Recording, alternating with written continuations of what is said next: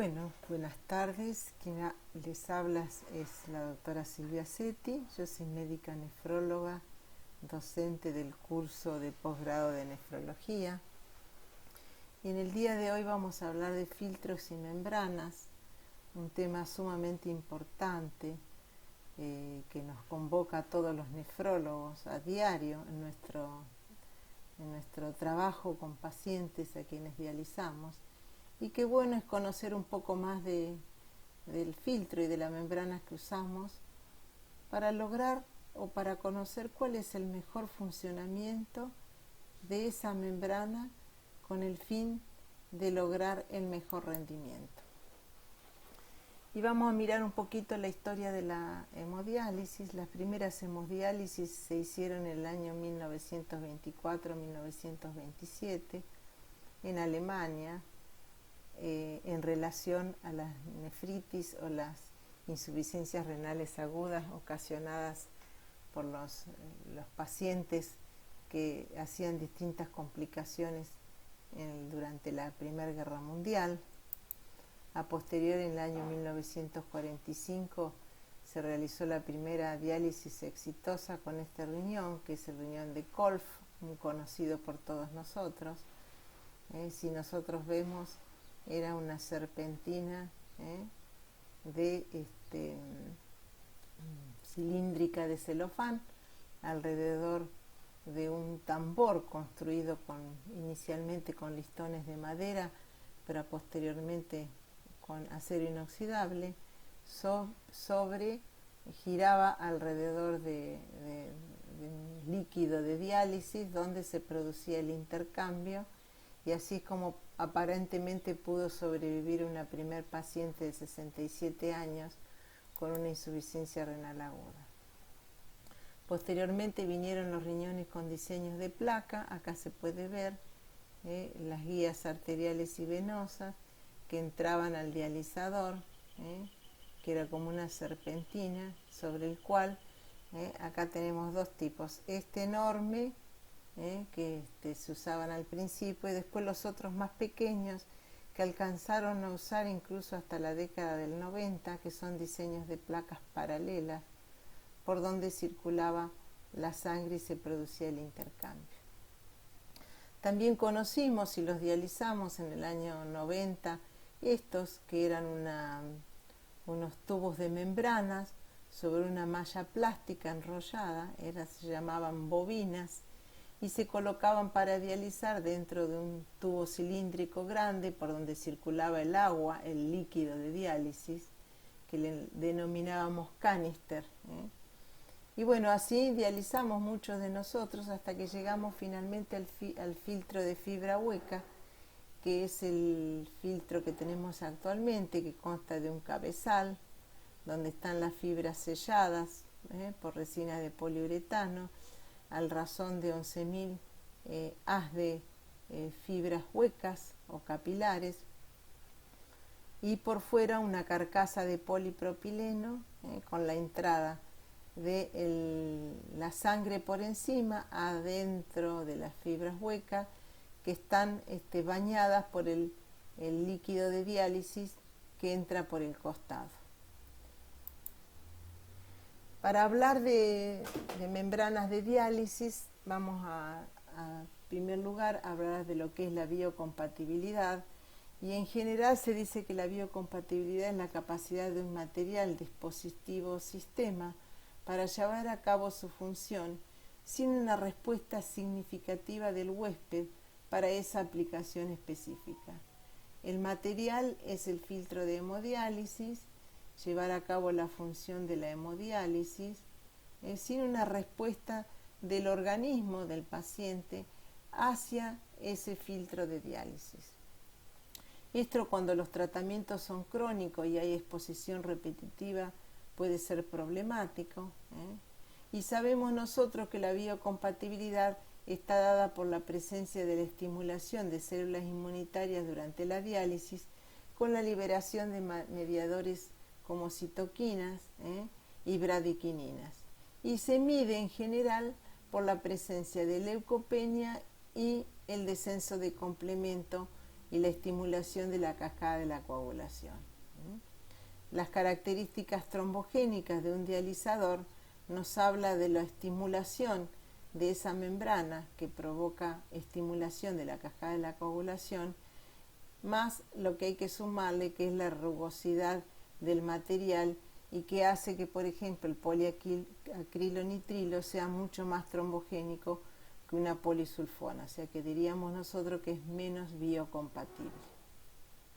Otra de las formas de evaluar biocompatibilidad es la presencia de leucopenia, que se produce por activación del complemento entre los 10 y 15 minutos iniciales de iniciada la sesión dialítica.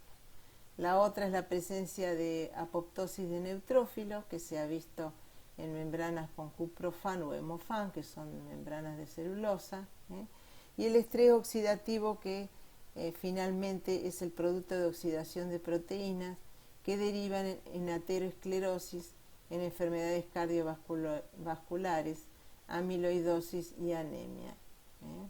Cuanto más hipocomplementemia producen, más estrés oxidativo se produce. Y para hablar ya específicamente de la membrana y de la función de la membrana, tenemos que decir que clasificamos a las moléculas de acuerdo al peso molecular. Entonces encontramos que hay moléculas pequeñas, por ejemplo, como la urea, la creatinina y el fósforo, moléculas medianas con un peso molecular de 500 a 15.000, y acá nos importa la vitamina B12, nos importa la beta 2 microglobulina, la endotoxina, que son fragmentos proteicos o lipoproteicos de las bacterias muertas, la vancomicina, con este peso molecular que hace que se filtre ante distintas membranas, y las moléculas grandes como la albúmina, que es la que nos interesa que no se filtre, que tienen más de 15.000 de peso molecular. Cuando hablamos de mecanismos de transporte de solutos de las membranas, es importante que conozcamos que existen dos mecanismos de transporte de solutos. Uno es la difusión y el otro es la convección. La difusión es el mecanismo donde se transfieren moléculas desde la zona de mayor concentración a la de zona de menor concentración, logrando finalmente un equilibrio.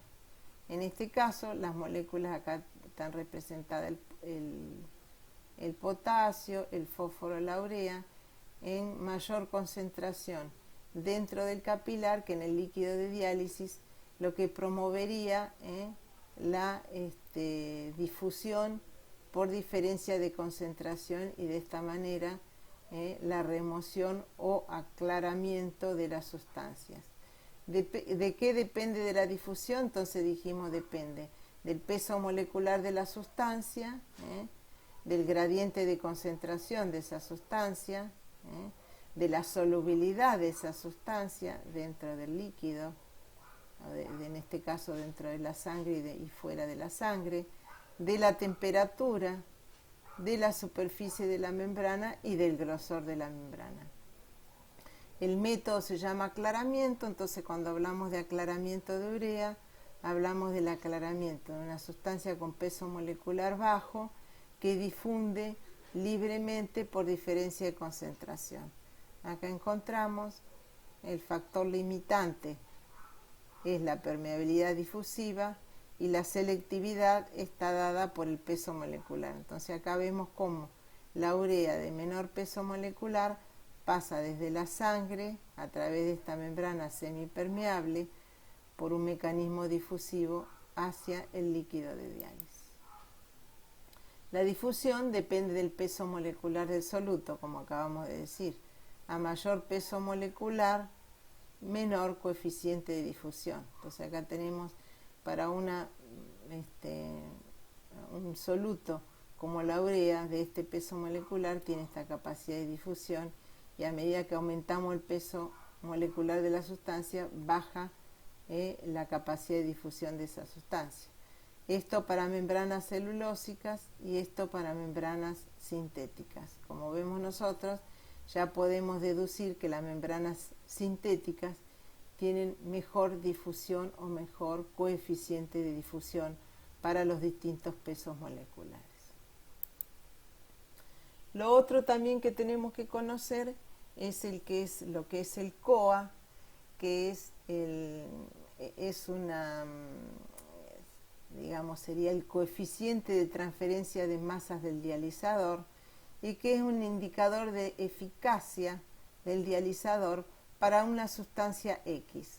En general el fabricante nos muestra el COA para la urea, entonces nos habla en mililitros minuto para la urea y nos dice que un dializador es de baja eficacia o de baja eficiencia si el COA es menos de 40 mililitros minuto, y si es de alta eficiencia es mayor de 700 mililitros minuto. Entonces el COA yo lo puse acá porque cuando nosotros miramos las especificaciones del filtro, nos viene siempre el COA para la urea. El segundo mecanismo de transporte, como decíamos hoy, el transporte de convección, que requiere de un desplazamiento de fluido como consecuencia de una presión aplicada a un lado de la membrana, provocando una ultrafiltración, y con ese pasaje de líquido permite el pasaje de moléculas de mayor peso molecular, a diferencia de la difusión. El transporte convectivo depende de la cantidad de ultrafiltrado que pasa de un lado al otro de la membrana y de la concentración del soluto de este soluto de un lado hacia el otro de la membrana. Por supuesto que la convección depende de la porosidad de la membrana, y el cribado es lo que depende de, vamos a ver ahora lo que es el cutoff, que vendría a ser el tamaño del poro de la membrana, que nos va a permitir que una sustancia de mayor peso molecular, si nos dice que el cribado es de 1, o Sebin, eso significa que la concentración de esa sustancia está del mismo lado dentro del compartimento sanguíneo que fuera del compartimento sanguíneo. A mayor cribado o Sebin, mayor dializancia convectiva de esa sustancia. Entonces sabemos nosotros que la selectividad está dado por el cutoff o porosidad de la membrana. Acá vemos nosotros como una molécula de mayor tamaño pasa hacia el otro, hacia el líquido de diálisis, y dependiente de la cantidad de agua que pase. Esto es muy importante a la hora de hablar de las características de los filtros. El soluto universalmente usado para medir la eficacia dialítica es la urea. El fabricante trata de optimizar, por supuesto, todos los elementos dentro de una diálisis para lograr la mejor depuración de la sustancia. En la urea, que es la que podemos medir o que en general se toma para medir, pero nosotros sabemos que hay otras sustancias que no medimos, pero que también nos están provocando enfermedad. Entonces, así que el fabricante diseña el dializador con una entrada cónica para permitir que la presión de la sangre en todos los niveles sea la misma, que haya una homogeneidad en la difusión de la sangre dentro de los capilares, lograr evitar zonas muertas y permitir que haya mayor contacto entre la fibra y el dializado. Entonces vemos nosotros que hay distintos diseños de dializadores, evitar las turbulencias fundamentalmente fuera del filtro, la distribución homogénea de las fibras y también el ingreso de la sangre. Nosotros vemos esta serie de filtros que se llaman FX Class, que la sangre ingresa en forma espiralada. Acá vemos el port de sangre, cómo ingresa, para permitir que la presión en todos los niveles sea la misma. Entonces quiere decir que el fabricante hace todo lo posible. En este caso vemos nosotros como el fabricante hace una estructura con pináculos, con zonas del área externa, en la carcasa, para permitir que el dializado también circule en forma homogénea. Las hace onduladas. Pero bueno, nosotros deberíamos preguntarnos si el dializador, si el filtro de diálisis es el que a mí me permite la mejor eficiencia dialítica, o si hay otros componentes que yo, trabajando con ese dializador, puedo brindarle a ese filtro para lograr la mejor eficiencia. Como pongo yo, no entreguemos todo al filtro. ¿Qué podemos hacer nosotros? Una de las cosas que tenemos que tener en cuenta, no nos tenemos que olvidar, que la diálisis debe ser a contracorriente. ¿Qué quiere decir a contracorriente? Que la sangre entra por un lado del dializador, mientras que el líquido dializado entra por el otro. Con esto permite que haya siempre diferencia de concentración, porque entra por la arteria con mayor concentración, por ejemplo 50, mientras que la urea del dializado, que ya viene con urea que tomó desde el capilar, es de 20, entonces vamos a tener una diferencia de concentración. Por otro lado, a la salida vamos a tener la urea del dializado, que es 0 porque está entrando, y la urea que ya dializó, de 15, nuevamente tenemos una diferencia de concentración. Quiere decir que la diálisis a contracorriente es muy importante a la hora de dializar un paciente. Y la difusibilidad está en relación al flujo sanguíneo. Esto lo podemos comprobar diciendo que el mejor aclaramiento de la urea se obtiene con flujos elevados de sangre antes de que con una superficie elevada del dializador. Entonces podemos ver acá un filtro de Cuprofan y vamos a ver que el filtro de la urea, el aclaramiento, de la urea es casi directamente proporcional a la velocidad, al QV. Mientras que si aumentamos la superficie del filtro, no vamos a tener una misma mejoría del aclaramiento de la urea. Lo otro que tenemos que entender es esto que se llama cizallamiento, tasa de cizallamiento. Las corrientes de sangre dentro de una fibra tienen distintas velocidades. Acá vemos una velocidad para esta fibra, otra velocidad para esta fibra. Y se van creando fuerzas entre las capas, entre sí, entre esta capa y esta capa, y entre la capa y la membrana externa. A mayor velocidad de la capa externa, mayor tasa de cizallamiento, lo que permite mayor permeabilidad en términos de cribado o de pasajes de molécula.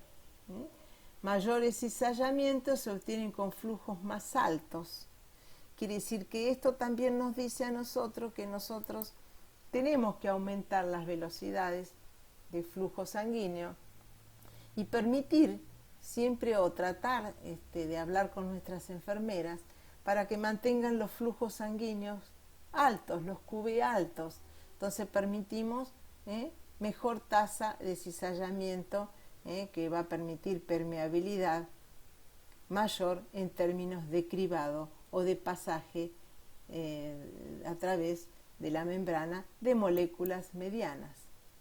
Acá vemos nosotros una fibra central y una fibra periférica. Entonces nosotros nos damos cuenta que una fibra central tiene una tasa de cizallamiento alta. Pero si nos vamos a una fibra periférica, vamos a tener una tasa de cizallamiento baja. Entonces vamos a permitir, llega un momento que la tasa de cizallamiento en esta fibra periférica desaparece. Y si nos fijamos también, esa tasa está directamente en relación al flujo sanguíneo. Entonces tenemos que usar flujos altos de diálisis. Lo otro también que tenemos es la absorción, que depende también que cuanto más velocidad de flujo sanguíneo dentro de una fibra, vamos a tener menor absorción de proteína. Acá tenemos más absorción, menos absorción, lo cual va a ver alterada la difusión de la sustancia. Quiere decir que si yo aumento la velocidad del flujo de sangre, aumento la presión hidráulica, mejoro el pasaje de agua, aumento la dializancia de la urea, porque vimos recién que hay una relación directa, aumento la tasa de cizallamiento y mejoro la dializancia de sustancias de peso molecular mediano, y bajo la cantidad de proteínas que se absorben. Sin embargo, nosotros sabemos que a mayores tasas de ultrafiltración, mayor absorción de proteínas, que es lo que hace que cuanto más usamos el filtro, más cantidad de proteínas y menos posibilidad de dializar, mejor dializancia del filtro. Y respecto de los flujos de diálisis, lo que tenemos que decir que siempre que la superficie del dializador sea la correcta, los flujos de diálisis crean condiciones favorables para la difusión de solutos de bajo peso molecular. En general se prefieren que el flujo de diálisis sea similar al QB. Y el coeficiente de ultrafiltración, ¿qué es? Representa el flujo de agua por unidad de tiempo, por unidad de superficie, por unidad de gradiente de presión, y se mide en mililitros por hora por milímetros de mercurio. En la época que nosotros nos encargábamos de decidir la ultrafiltración de un paciente en función del coeficiente de ultrafiltración que nos proporcionaba el fabricante del filtro, hacíamos cuenta y nos servía este coeficiente de ultrafiltración, que ahora no lo necesitamos más porque tenemos otro tipo de máquinas. El coeficiente de ultrafiltración es usado para caracterizar la permeabilidad de la membrana porque da idea de apertura de los poros. Adicionalmente a la capacidad hidráulica, nos define la capacidad de ser permeable a moléculas medianas, el cual se mide con el coeficiente de Sevin. Quiere decir entonces que el coeficiente de ultrafiltración es muy importante porque nos permite a nosotros dividir los filtros en low flux o high flux. La permeabilidad hidráulica me define a mí de acuerdo a la cantidad de ultrafiltración de esa membrana, si el filtro es de bajo flujo o de alto flujo. ¿Sí? Entonces yo sé que los filtros de alto flujo son todos filtros que tienen esta capacidad de ultrafiltración o de permeabilidad hidráulica. En general ahora nosotros usamos todos filtros high flux. El high flux, ¿qué permite? Una elevada capacidad hidráulica, como acabamos de decir. Pero si tiene mucha capacidad hidráulica, permite transportes elevados de agua. Y si hay transporte elevado de agua, permite una buena dializancia por convección, ya no de partículas pequeñas, sino de partículas de mayor peso molecular. También está demostrado que los filtros high flux, por muchos trabajos, hacen que el paciente viva más. Entonces, por eso es que prácticamente ahora todos los filtros que se usan son de esta característica. Otras características que nosotros tenemos que mirar en el filtro son las características hidrodinámicas. La fibra, por ejemplo, cuanto más larga y menor diámetro tiene, más resistencia al flujo y más riesgo de coagulación. Nosotros tenemos que tratar de que la velocidad de la fibra sea alta porque sabemos nosotros que el flujo de sangre baja hasta en un 30% en las fibras periféricas respecto de las centrales.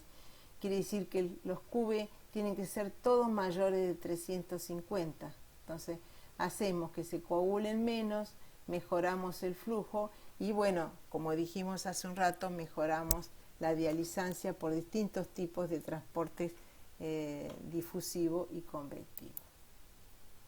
Entonces ahora es momento de hablar de la performance de un filtro de diálisis. Nosotros sabemos que nosotros queremos un buen filtro que nos permita un performance, que es un buen rendimiento, y nos gusta que el filtro tenga un buen coeficiente de ultrafiltración, que sea un high flux, que tenga la capacidad de remover moléculas pequeñas, pero también que tenga la propiedad de remover moléculas medianas, que tenga la habilidad de retener la albúmina y de otras sustancias, que sea biocompatible, que sea fiable porque tenga resistencia mecánica y nos permita tratamientos repetitivos porque en general reusamos. Entonces ahora, para hablar de este tipo de características, vamos a decir que el tipo de membranas que tenemos son membranas simétricas o asimétricas, las de celulosa o las sintéticas. Entonces miramos la celulosa, en general la membrana de celulosa es una membrana de característica simétrica, bien simétrica, toda su característica de la membrana es simétrica, mientras que las sintéticas son de características asimétricas en general. Acá tenemos un poliacrilonitrilo que es simétrica, pero la polisulfona es asimétrica, los poros son todos de distinto tamaño, igual que la poliamida. Y si nosotros vemos otra de la característica es que esta membrana es mucho más delgada que esta que tiene cerca de 40 nanómetros. Vemos acá que dentro de la sintética tenemos el poliacrilonitrilo, la polisulfona y la poliamida. Hay otras más, por supuesto. Hablando un poco de la celulosa, dijimos recién que es una membrana delgada, con un diámetro interno de 200 milimicrones. Inicialmente se usó, empezamos con la celulosa, después se cambió el acetato de celulosa, siempre tratando de sustituir grupos para hacerla más biocompatible. Después se pasó a la celulosa regenerada, tratando de lograr mayor biocompatibilidad. Se usó el hemofán, que es la celulosa modificada, el triacetato de celulosa, que es una membrana de alta porosidad, que soporta altas fuerzas convectivas y que tenemos filtros de alto flujo de triacetato de celulosa con muy buena dializanza. Dentro de las características de las fibras tenemos, por ejemplo, la fibra celulósica, que es como un papel, que está llena de microfibras, que una aposicionada sobre la otra, permitiendo el pasaje del agua, mientras que las fibras sintéticas tienen otra característica, los poros son redondos. Acá tenemos un low flux con 1.3 nanómetros y el high flux con mayor permeabilidad hidráulica. Las membranas sintéticas son polímeros hidrófobos que deben hacerse hidrofílicos mediante aditivos. Al ser hidrófobos son más biocompatibles y la característica es la elevada porosidad para eliminar toxinas de mayor peso molecular como la beta-2 microglobulina. En el año 1983 Fresenius presentó su primer polisulfona, que son polímeros que tienen sulfonas, tienen poros más grandes, permite filtrar beta-2 microglobulina, se pueden esterilizar con vapor, son biocompatibles, tienen alta resistencia física y aparte la capacidad de absorber endotoxinas que son de riesgo para nuestros pacientes. Entonces acá tenemos las características de la polisulfona, que son la serie F, que la usamos en Fresenius, serie F de polisulfona. Acá vemos como una serie F tiene 200 milimicrones de diámetro interno, con una capa, un grosor de 40 milimicrones, con una capa interna de 1 milimicrón y la región de soporte de 39 milimicrones, con bastante porosidad, como dice acá, con tipo espumosa, que le da menor resistencia y mayor capacidad convectiva a la membrana de la serie FX. En el año 2000, Fresenius hace la elixona, y la característica de la elixona es que el espesor de la membrana, en vez de 40, tiene 35 milimicrones, y el diámetro interno, que vimos recién que tenía de 200, la serie FX, pasa a tener 185 milimicrones, con un tamaño de los poros de 3.1 a 3.3 nanómetros. La distribución casi uniforme de los poros en la capa densa más interna le da un coeficiente de cribado de 0,8 para la beta 2 microglobulina. Acordémonos que el coeficiente de cribado o de Sevin da idea de lo que se llama el nombre tamizado, qué cantidad hay de una sustancia de un lado al otro. Si es de 0,8, lo ideal sería que sea de 1 para la beta 2 microglobulina, pero la elixona es de 0,8. Y después también un poquito mejor, hay algunas de 0,9, y siempre tratando de que la albúmina se mantenga dentro del espacio intravascular o dentro de la fibra hueca y que no salga afuera, ¿no es cierto? O sea, siempre que el cribado de la albúmina es muy bajo. Las dimensiones de los poros, el diseño de las fibras y el diámetro del dializador determinan una buena capacidad para eliminar moléculas de tamaño mediano. Entonces esta es la elixona, que son las que se llaman serie X. Las X-class son la elixona. Entonces, como vemos acá, lo que hizo Freseño fue, desde una serie EFIS, que es la polisulfona común, le bajó el diámetro interno de la fibra y con esto logra mayor aclaramiento, en este caso de la urea, porque el aclaramiento de la urea depende también de la permeabilidad hidráulica de la fibra. En la medida en que baja el diámetro interno de la fibra, lo que logra es mejorar la dializancia, ¿no? Por mecanismo convectivo. Entonces estamos hablando de las clases FX. También, como decíamos recién, el diámetro interno de la fibra permite un mejor clearance, ya no de la molécula pequeña, sino de la molécula mediana. Entonces acá vemos para 200 y para 175 milimicrones de diámetro interno, cómo mejora un poquito la diálisis de la creatinina, de la urea, un poquito del fosfato, pero sí da un salto grande para la vitamina B12 y la inulina. Que sí que el diámetro interno de la fibra permite mayor transporte convectivo y mayor dializancia de moléculas de mediano tamaño.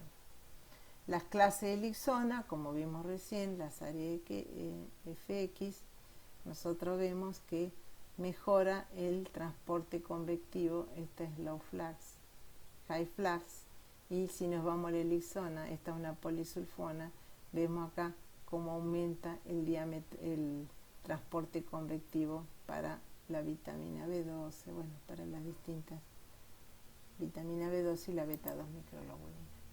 El tamaño, el poro convencional de una polisulfona, por ejemplo, tiene esta forma, mientras que la elixona tiene un tamaño, tiene una forma bien homogénea. Acá tenemos, por ejemplo, el tamaño de los poros de la polisulfona y en contraste con la elixona, que son todos del mismo tamaño, permitiendo mejor dializancia. Lo otro también que la elixona permite es la absorción de endotoxinas. Entonces vemos acá nosotros como tenemos, por ejemplo, un filtro de poliestilersulfona o poliacrilonitrilo, una polisulfona, y vemos cómo es la absorción de endotoxinas, que es baja, y cómo la elixona aumenta la capacidad de absorber endotoxinas, que es muy importante en el caso de que pueda haber contaminación de los líquidos de diálisis, para que la endotoxina quede absorbida en la membrana de diálisis. Posteriormente se hizo la elixona plus, que se llama una serie Cordiax. Cordiax es porque se dice que permite cada vez eliminar más sustancias de mayor peso molecular, haciendo que le dé una protección cardíaca al paciente. Los avances en el diseño de la fibra permiten una mayor eliminación de toxina urémica. En el soporte de la fibra debajo de la superficie interior, que sería la primer parte que está en contacto con la sangre, queda más abierto, optimizando la porosidad y el transporte convectivo. Nosotros vemos que la serie Cordiax aumenta un poco la dializancia de la beta 2 microglobulina que es una proteína que está íntimamente relacionada con mortalidad cardiovascular.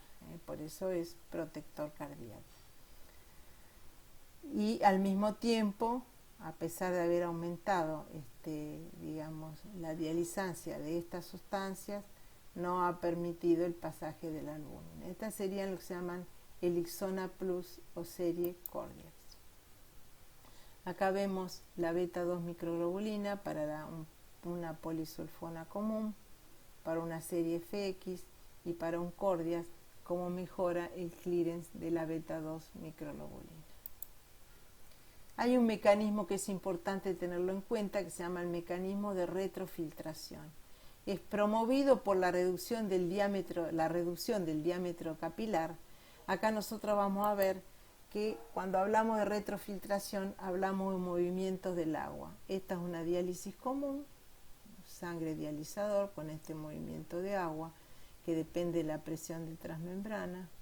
Esta dice hemodiafiltración, pero no, es hemofiltración, donde el pasaje se obtiene totalmente por transporte convectivo, más pasaje de agua, mayor dializancia.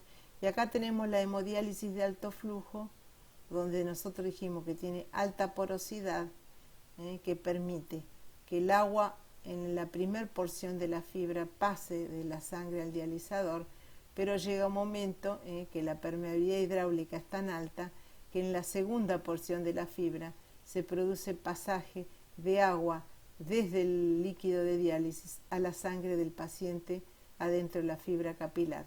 Este mecanismo se llama de retrofiltración. En las clases, en los filtros X-class, nosotros vemos este mecanismo de retrofiltración que es muy importante. Acá vemos como la presión en la primera parte de la fibra es a favor del capilar, como en algún momento se hace nula, y después está lo que se llama filtración interna, que sería el pasaje de agua desde el líquido de diálisis a la fibra, adentro de la fibra. En el caso de la Elixona, al reducir el tamaño interno de la fibra, favorece la retrofiltración. Acá vemos nosotros como el favorecimiento de la retrofiltración también lo que provoca al reducir el tamaño de la membrana, aumenta la retrofiltración y aumenta la dializancia de la urea, de la beta-2 microglobulina. Acá vemos como para un diámetro de 200 tenemos esta beta-2 microglobulina, y en la medida en que reducimos el tamaño interno de la fibra, aumenta la retrofiltración, por un lado, y por otro lado permite más permeabilidad hidráulica, más pasaje de beta-2 microglobulina, como aumenta la dializancia de la beta-2 microglobulina. Este es el mismo caso. Acá vemos como con la reducción del diámetro interno de la fibra logramos más permeabilidad hidráulica y mayor aclaramiento de la beta-2 microglobulina, que es lo que queremos eliminar. Bueno, acá está la diferencia entre un FX común, que es un filtro que se usa, por ejemplo, de un solo uso para diálisis de agudo, y la FX Cordia, que también es un filtro que se usa de un solo uso. Se usan de un solo uso porque el diámetro interno de la fibra es tan pequeño que coagula mucho. Entonces todos estos filtros son todos de un solo uso. En general se usa este para diálisis de agudo y este para diálisis de único uso en la sala. Bueno, acá está para ver la serie F, que es la polisulfona común. Podemos ver el coeficiente de ultrafiltración, me habla de que es un high flux. Acá está lo que decía hoy, el COA de la urea. Fíjense, son todos para un F60S, que es el que usamos nosotros, un HF80S, tenemos los COAs altísimos, son filtros de alta eficiencia, con una beta-2 microglobulina, un coeficiente de 0,65. Acordémonos que a mayor coeficiente de Sebin, de mejor dializancia de la beta-2 microglobulina. Estos son los filtros que se usan de un solo uso, son todos serie FX, Cordiax. Vemos nosotros como la beta-2 microglobulina dializa mejor. 0,9, el otro era 0,5. Mientras que la albúmina se mantiene, no pasa, son todos filtros de alta eficiencia. Fijémonos, el COA, dijimos que más de 600, 700 eran de alta eficiencia, esto tiene 1000 y pico, y los coeficientes de ultrafiltración son todos mayores de 30, así que son high flux. Acá tenemos un filtro de hemodiafiltración con un coeficiente de Sebin de 0,9 para la beta 2 microglobulina, sin mayor pasaje de albúmina. Acá tenemos los coeficientes de ultrafiltración y los COA, ¿no? Son impresionantes estos filtros. Bueno, esta es la diferencia entre un F Cordia 660 y 600. Este se usa para diálisis común, hemodiálisis, y este se usa para hemodiafiltración, donde la única diferencia que vemos es el diámetro interno de la fibra. Este necesita un diámetro interno pequeño, reducido, y este no, porque el mecanismo es de convectivo, hay otra forma de dializar. Como conclusiones, para terminar, yo siempre pienso que tenemos unos filtros impresionantes, que podemos hacer muy buenas diálisis, tanto desde el punto de vista del diseño como desde el punto de vista de las membranas. Usamos las mejores membranas que hay, polisulfonas, todas son de alto flujo, todos tienen capacidad para eliminar moléculas pequeñas y de mayor tamaño, como el Elixona Plus, son biocompatibles, pero bueno, siempre tenemos el problema del acceso vascular, necesitamos un buen flujo, porque dijimos que los flujos de sangre tienen que ser altos, todos por encima de 350, 400, más de 400 mililitros minuto, para lograr lo que nosotros decimos, el mejor rendimiento o desempeño de ese filtro que tenemos. Así que bueno, estas son las denominaciones históricas y actuales. Bueno, este es un tema interesante, realmente me alegro poder haberlo transmitido a todos ustedes, bueno, y ojalá que lo puedan escuchar, lo puedan entender y puedan tratar de con esto darle la mejor diálisis a sus pacientes.